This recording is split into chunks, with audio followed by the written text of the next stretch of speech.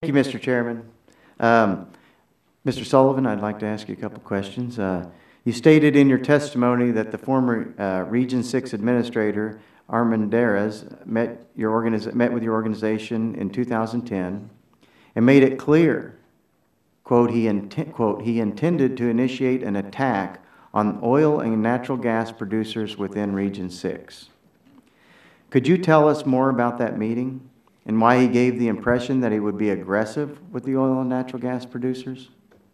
Yes, you're referring to a meeting 2 years ago this week, actually, our annual meeting of the EPA, and we invited him to come to present.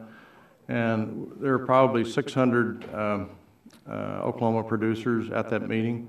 How many of them attended the actual session he was involved in, I can't tell you, but I do know that when they came out of that room, there was concern because the theme of his remarks was there's a new sheriff in town and we're going to enforce oil and gas regulations with vigor. So that was the first straw in the wind that we had, frankly, and the attitude listening to him by our group was one of fear. Wow. While he has resigned, do you continue to be concerned about the aggressive rhetoric and actions of the EPA from that meeting and going forward with what you've seen in some of the actions they've taken? Well, I'm not here to pile on Mr. Armendariz's remarks, but in the context that it's indicative of an attitude and a messaging that's coming at us every day, I'm very concerned about it, and let me mention something that has not been mentioned in this hearing. One of the two biggest ingredients in our business are technology and capital. And capital comes towards any business or industry where it's invited. It flees where it's discouraged.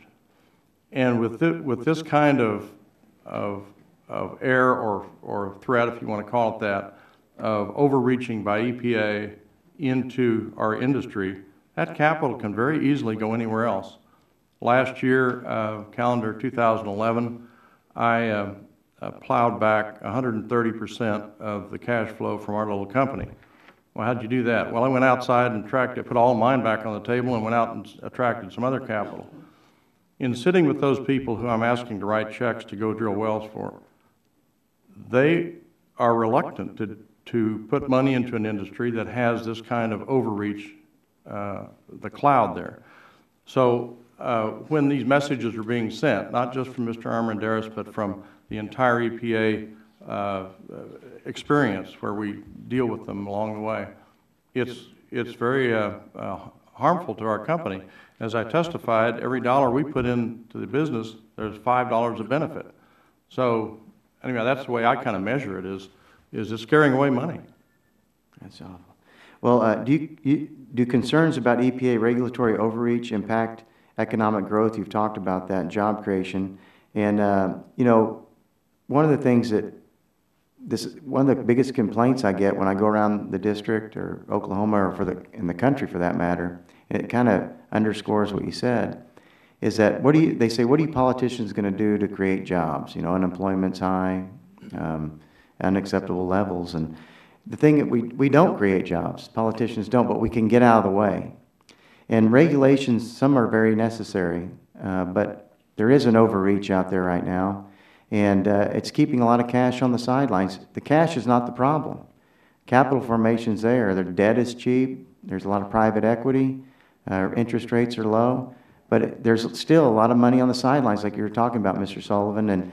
And this cash is not going to go to places that has so many barriers there and uncertainty. And that's what we can do to create jobs in America, especially in this industry, is if we can just get out of the way. And any regulations going forward should have some cost-benefit analysis and address how it affects job creation and global competitiveness and how fuel prices will go up and how it affects electric reliability. And so I think that your testimony is extremely important in this, and thank you so much. Thank you, Mr. Sullivan. At this time, I recognize